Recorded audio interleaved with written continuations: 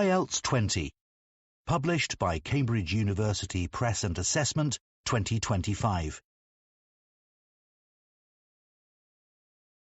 Test 1. This is the IELTS Listening Test. You will hear a number of different recordings, and you will have to answer questions on what you hear. There will be time for you to read the instructions and questions, and you will have a chance to check your work. All the recordings will be played once only. The test is in 4 parts. At the end of the test, you will be given 10 minutes to transfer your answers to an answer sheet. Now turn to Part 1.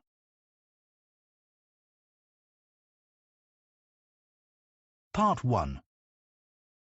You will hear a woman asking a friend for restaurant recommendations. First, you have some time to look at questions 1 to 4.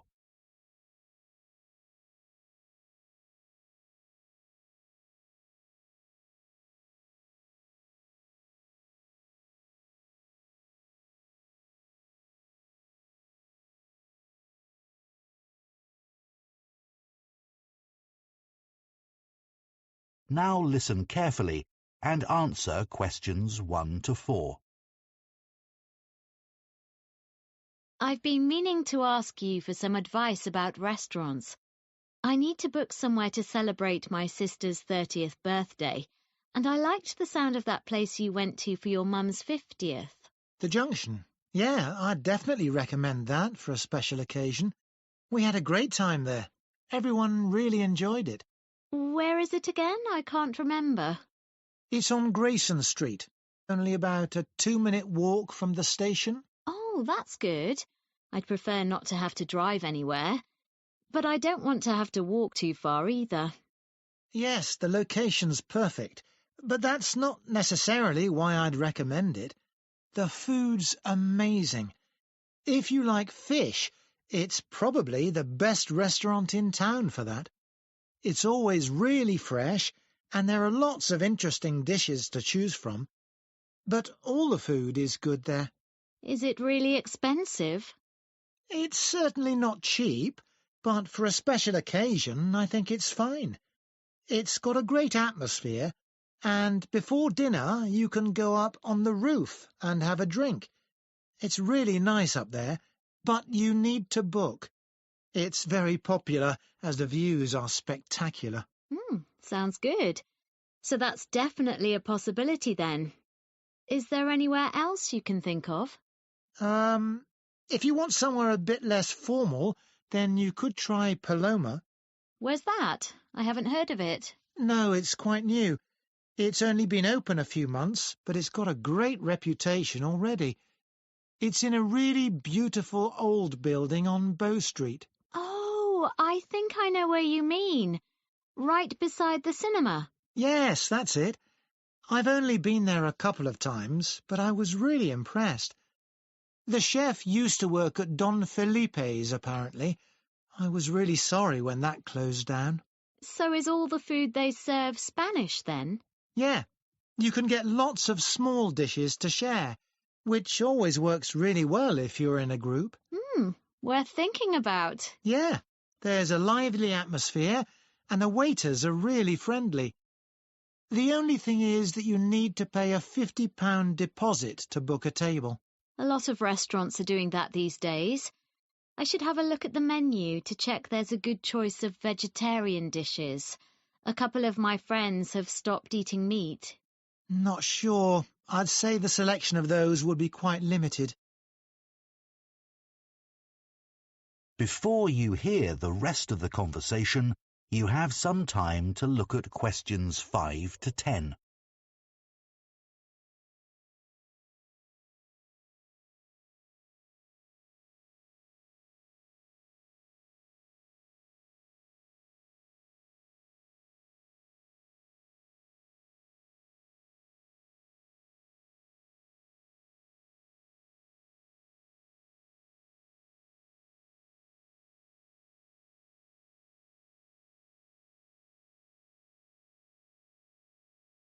Now listen and answer questions 5 to 10. I've just thought of another idea. Have you been to the Audley? No, don't think I've heard of it. How's it spelt? Audley. You must have heard of it. There's been a lot about it in the press. I don't tend to pay much attention to that kind of thing. So, where is it exactly? It's in that hotel near Baxter Bridge, on the top floor. Oh, the views would be incredible from up there. Yeah, I'd love to go. I can't think of the chef's name, but she was a judge on that TV cookery show recently. And she's written a couple of cookery books. Oh, Angela Frain. That's the one. Anyway, it's had excellent reviews from all the newspapers.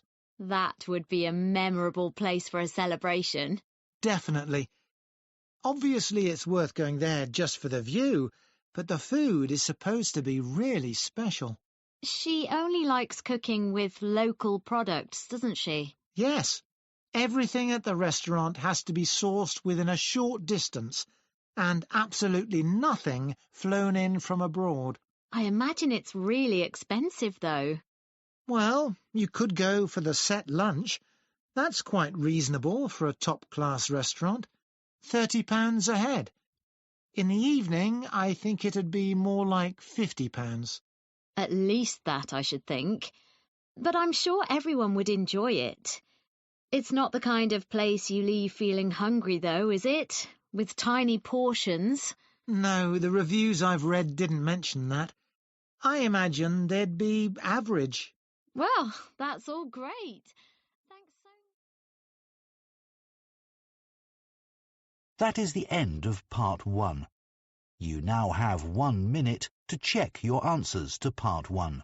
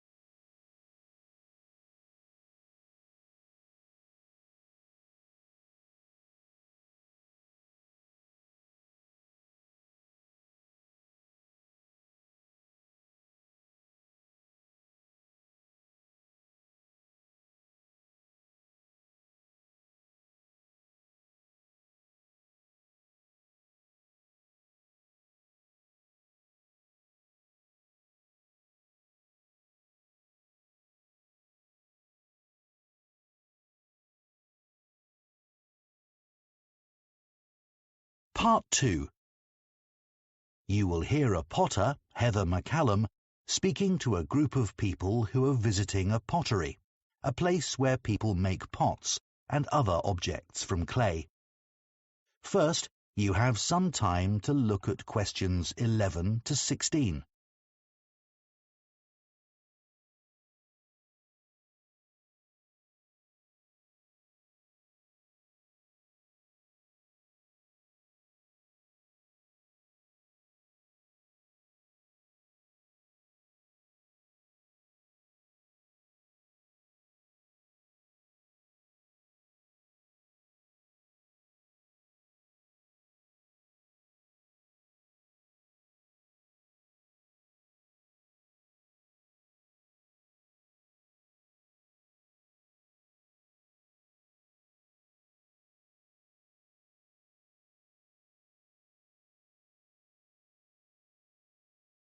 Now listen carefully and answer questions 11 to 16. Hello and welcome. My name's Heather McCallum and I'm one of the potters who work here at Edelman Pottery. Before we go into the workshop, I just want to say a bit about the craft of pottery. Then we'll have a look at the equipment and you can try making a pot of your own. Like many people, I'm sure you know that pottery as an art form is tens of thousands of years old, and we know this because it stands the test of time. Things like baskets and pictures don't survive in the earth in the same way that pots do. And even if ancient pots are found in small pieces, they still provide a lot of information about the past. There's no doubt that pottery has given archaeologists a fascinating insight into how ancient humans lived. The shape of an artifact may have been lost, but archaeologists can tell whether the pots were for, say, storage or cooking by examining the impressions on the clay, the scratches from tools. And the clay itself can reveal where the pots came from. When I ask people why they want to take a pottery class with me, they sometimes talk about these things. Like our ancestors, they hope that something they create will also last longer than they do, that their work, whether it is good or not, might say something about humanity many years after their death. Of course, you will all have your own reasons for coming here. As far as I'm concerned, what I love most is the concentration you need to make a good pot. That focus takes you away from the stresses of everyday life. If you're elderly, it's also good exercise for hands and wrists and helps with arthritis. And of course, it's a fun activity for children because it's so messy. Here at Edelman Pottery, we show you some of the basic pottery techniques so that you can use these to create whatever you wish. A gift for a friend, perhaps. Like nearly everyone who comes here, I'm sure this is the first time you will have tried the art. So we'll keep things simple today. Now, before we move on, can I just say a word about what you're wearing? As we said in our email, please remove any watches, necklaces, etc., and put them somewhere safe. If you have long hair, do tie it back now. We'll provide aprons later, but I trust your clothes are old but comfortable, not your favourite t-shirt or jeans. Before you hear the rest of the talk, you have some time to look at questions 17 to 20.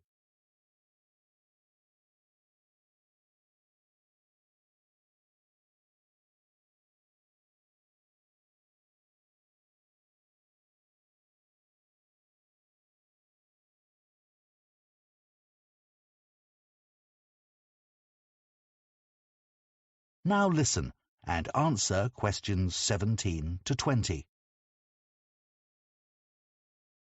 So now we're in the workshop. Have a look around. There's a lot going on. To make pottery that will last, you need a potter's wheel, a kiln, which is basically a very hot oven where you fire the pottery, and some tools. So first, the kiln. If you look over in the far corner, you'll see one of ours. Since their invention, kilns have changed very little, though in the past 20 years, a lot of progress has been made in temperature control. Basically, a kiln removes the water from clay at temperatures of around 1,000 degrees Celsius. This allows anything you've made to set permanently in shape. It's a pretty ugly, heavy object that's hard to keep in a house or flat, so most people don't have one. You may think, can't I use my oven? Well, that's possible, but domestic ovens don't really get hot enough, and eventually the clay will crack and fall apart.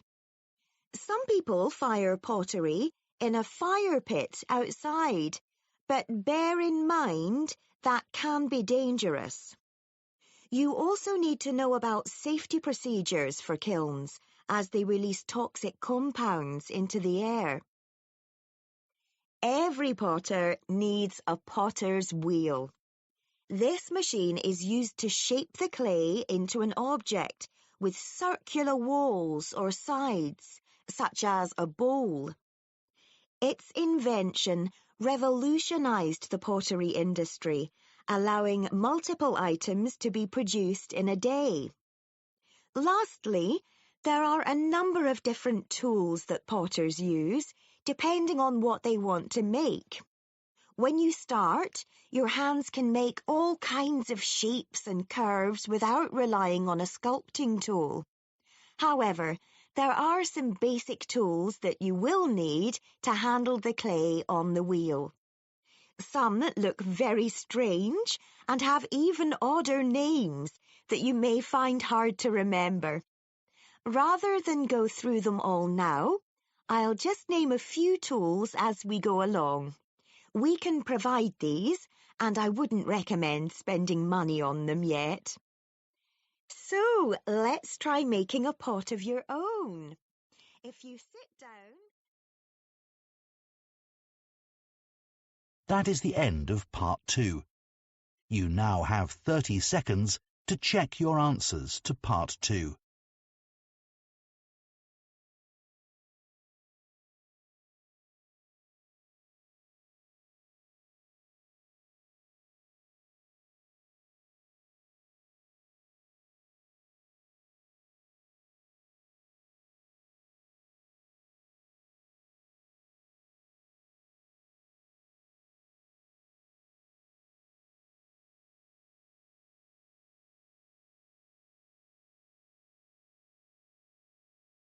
Part 3. You will hear 2 sociology students called Tamara and Dev discussing their research for a presentation on loneliness. First, you have some time to look at questions 21 to 26.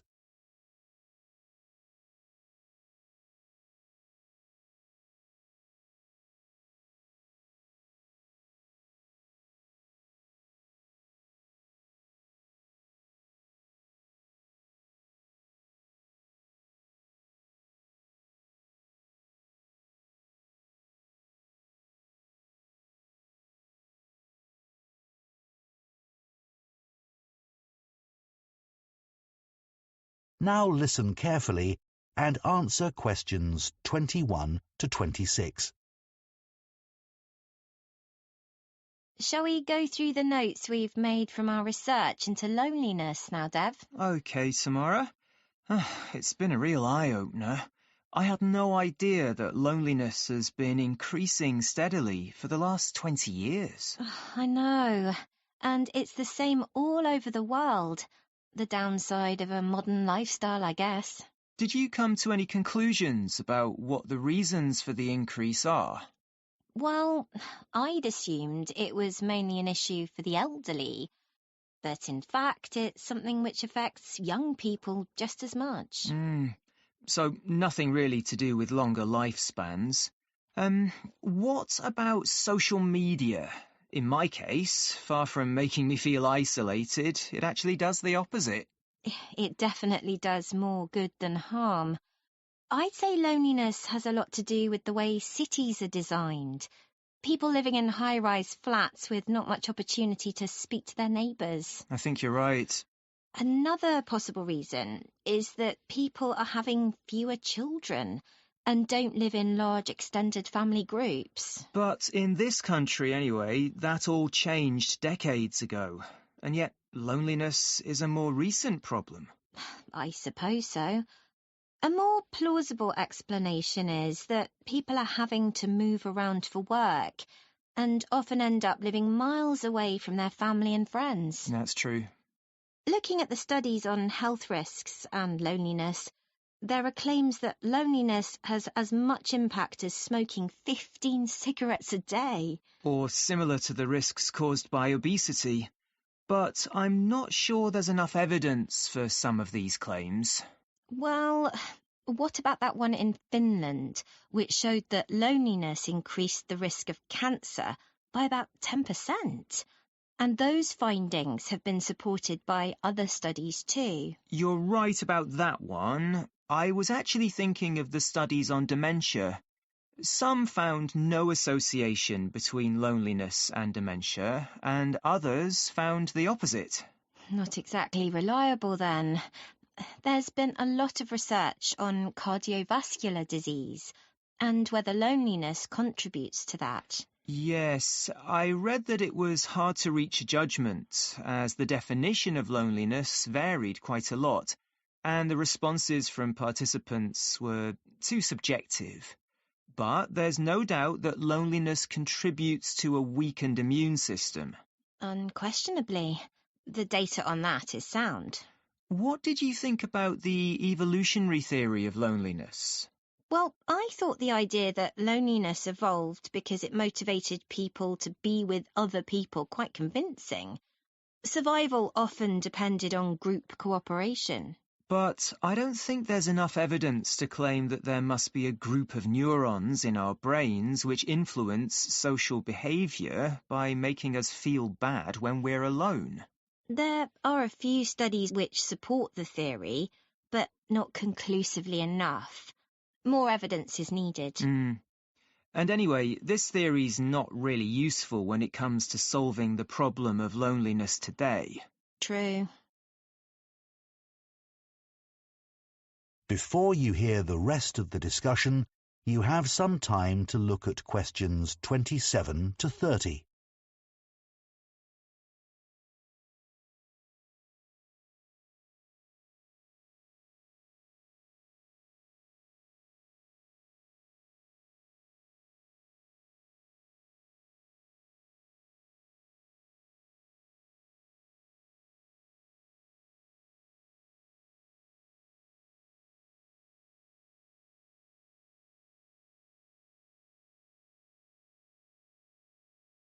Now listen and answer questions 27 to 30. Should we look at the relationship between loneliness and mental health now? Okay. So, loneliness and depression are clearly related, and that's been recognised by various governments around the world. But unlike depression, loneliness has no recognised clinical form. There's no available diagnosis or effective treatment, and that's not likely to change. I don't think so either. I was thinking we should start our presentation with an example from our own experience. I'd like to talk about how lonely I was when I started university, being away from home for the first time and all that. Good idea. Everyone will be able to relate to that, although a lot of students were probably too embarrassed to admit to it. Yeah. We could discuss ways of dealing with loneliness as well, like just talking to strangers. Loads of studies have shown that interactions with shop assistants and bar staff make people feel more optimistic and relaxed. I don't know about that, but it must make people feel more connected with their community. True, although you need to be a certain kind of person to be able to just strike up a conversation. Good point. We should say something about solitude and how being alone and being lonely aren't the same thing.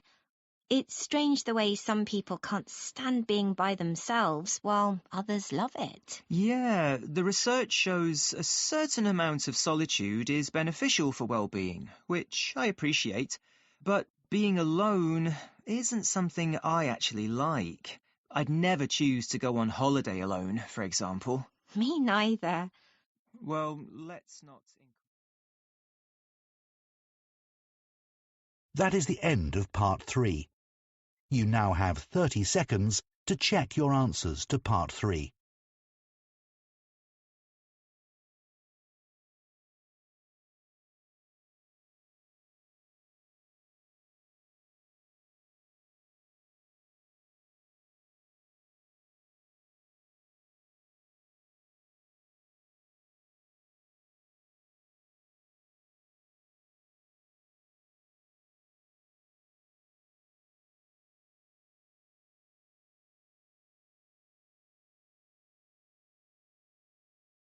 Part 4. You will hear part of a presentation by an urban planning student about the role of rivers in cities around the world. First, you have some time to look at questions 31 to 40.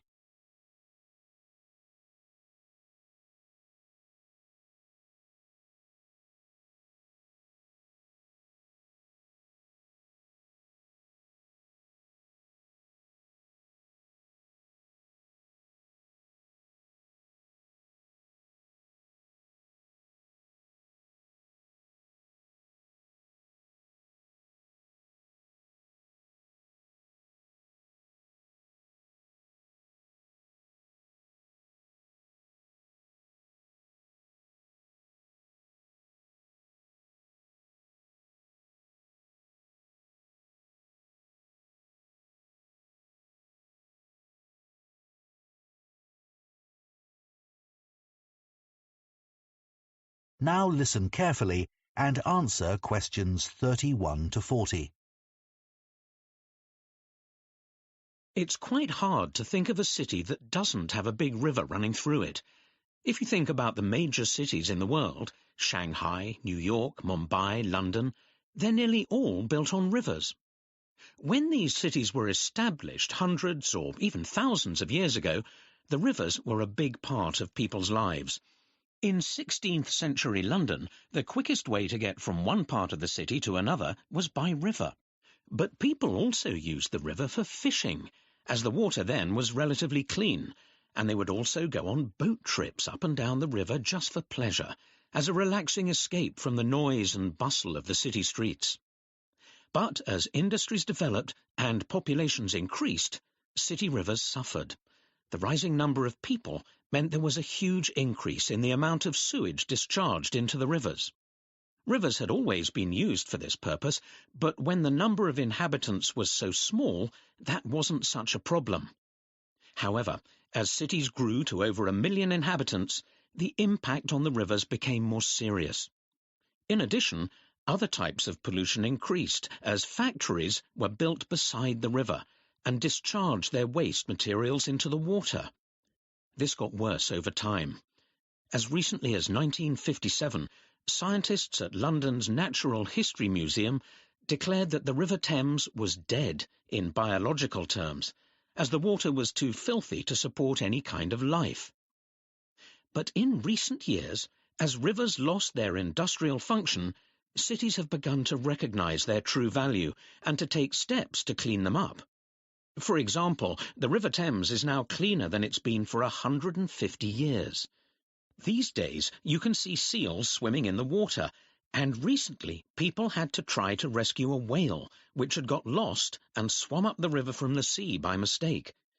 Unfortunately, they didn't succeed, but the problem was disorientation rather than the quality of the water. Then, all around the world, riverside areas are now seen as prime sites for development. Warehouses that were once used for storing goods are now being converted into expensive restaurants and also into apartments with river views, which are in great demand and sell for astronomical prices. In Los Angeles, on the west coast of the USA, an architect has plans to revitalize the banks of the river and to make a park there, which can provide facilities for sports as well as a natural environment for relaxing in. It's also hoped that the riverside can be used for other purposes. It's been proposed that facilities could be provided for displaying projects related to various kinds of art that have been produced by local people, for example. In the city of Paris, during the summer months of July and August, all the traffic is banned from the roads by the sides of the river, and the banks are transformed into beaches, where people can relax in deck chairs under potted palm trees, sunbathe, or buy a drink or a snack while enjoying the view.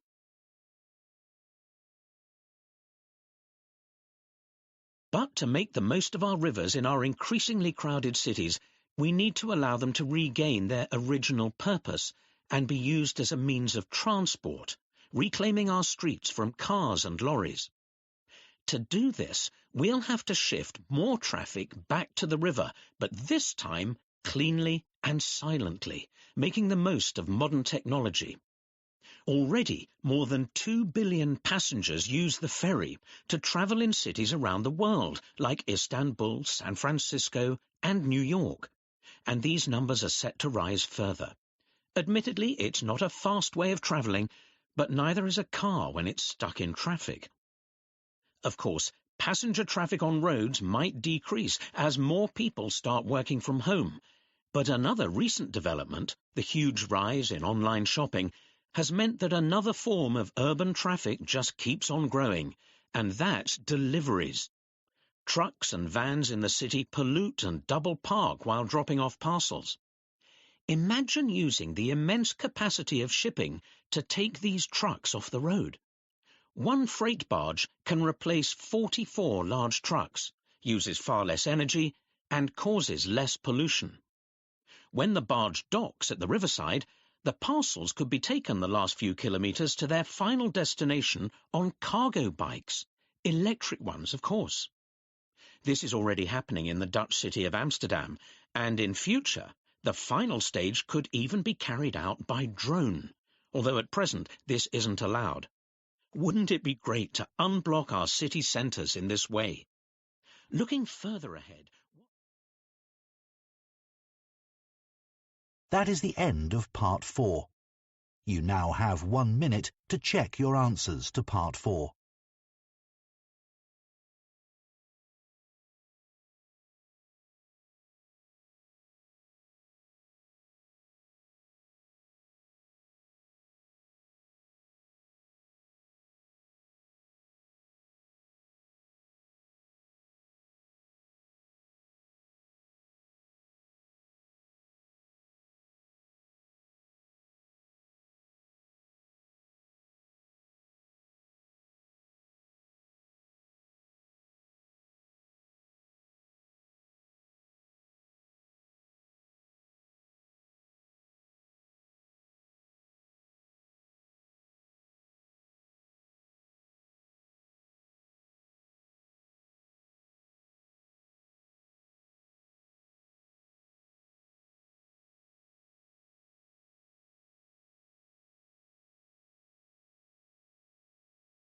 That is the end of the listening test. In the IELTS test, you would now have 10 minutes to transfer your answers to the listening answer sheet.